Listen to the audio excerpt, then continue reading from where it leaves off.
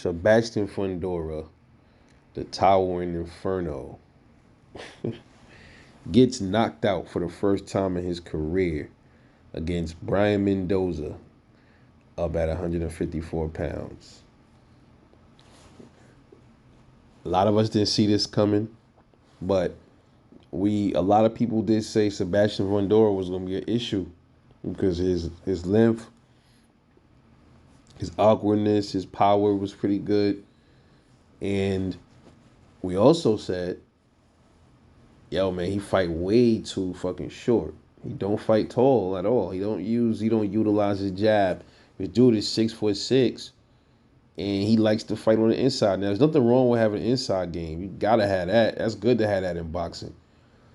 But you gotta know how to box, bro. You got all his power. I mean, you got all his height. What good is having all his height and reach if you're not utilizing that reach? You know what I mean? You gotta know how to mix it up. You know, to his to his credit, man, Sebastian Fundora, that's the way he fight. He was raised on that kind of style. He feels comfortable fighting on the inside, which is cool. That is where his bread and butter is. But you have to also have a plan B. You know what I mean? If it's not all fighters, you're not gonna win all your fights the same. It's not gonna all fighters are not gonna tolerate you being on the inside with them like that. It's not gonna work. And not only that, man, he doesn't keep his hands up enough, and that showed right there why he ended up getting knocked out. He don't keep his hands up enough. He fights too tall, and most of his opponents, if not all of them, are shorter than him. So they can get right up under him, man. That's the thing about being taller than other fighters. Excuse me, guys, I'm a little tired. Um, that's the thing about fighting shorter fighters, man. I mean, it might look like you got the advantage because you taller, but these dudes can see more than they can see everything. They can see all up under you. They know, okay, got the body work. The body is right there to get hit. You know, you got to punch down. They got to punch up, and they got to punch to the side to get to your body. You got to punch down to hit the body, and you got to punch down to get to the head. They ain't got to do that. So that's how I kind of look at it. And that's what happened in the fight. Brian Mendoza clipped him with a left, I think, and then buzzed him, had him in cloud nine, and then he rocked him two more times and chopped his big ass down. And now you see, he was on the canvas. Now, the whole fight, I'm watching him fight, and I'm just like, okay, he didn't look the same like the normal Sebastian Fundora. He wasn't as aggressive. He didn't seem like he was really sharp with his punches in this fight. Didn't seem like the same type of Sebastian that we saw against Lubin and stuff like that. Maybe the Lubin fight, it did a little number on him. I believe he had a fight after the Lubin fight, I think, right? He had another fight after Lubin? I forgot, man. But in the Lubin fight, even in that fight, he didn't show real good defense. He was in there fighting Lubin. Lubin ended up knocking him down. Could have stopped him if Lubin wasn't already battered up. Brian Mendoza just had the better game plan than Erickson Lubin did. He had the game plan, better defense. That's that key word again, defense. And he was the victor. He ended up stopping him.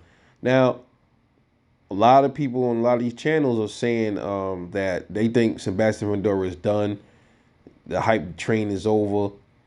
See, I'm not so quick to say that yet because this is his first loss. I look at it like, what does he do after this loss? How does he come back from it? What happens in his next fight?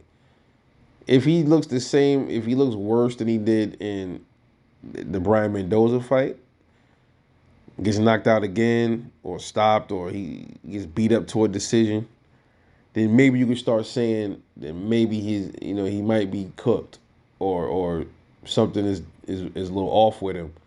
But if he comes back and he gets another knockout and he looks stronger than before, his defense is different and he worked on some things, then that's just the thing that happens in boxing. You lose. Your loss shouldn't define you, man. It should make you better. And if it makes him better, then cool. So I can't count him out yet. I don't like counting boxers out after one loss.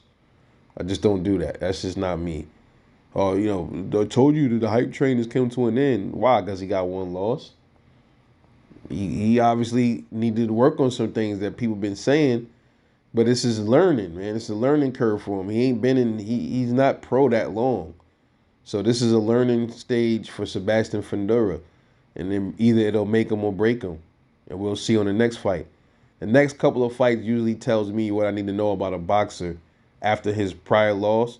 Like Anthony Joshua, I think he's probably done.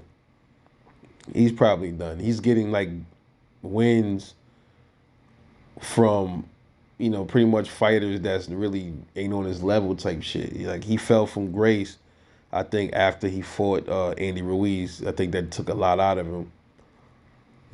But that's just me, man. But anyway, good fight. Sebastian should learn, pick himself up from this. He gonna have to dust himself off and learn from his mistakes, and hopefully he can. Sometimes boxers learn, sometimes they don't, and that could be their downfall. We just got to see, and we will. Anyway, let me know what you thought about the fight between Sebastian Fundora, suffering his first loss at a knockout. And that could be big too. Your fight, your first loss is a knockout loss. That might be a little devastating to a boxer's psyche, man. But we'll have to see.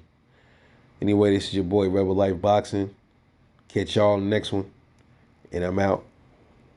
Peace.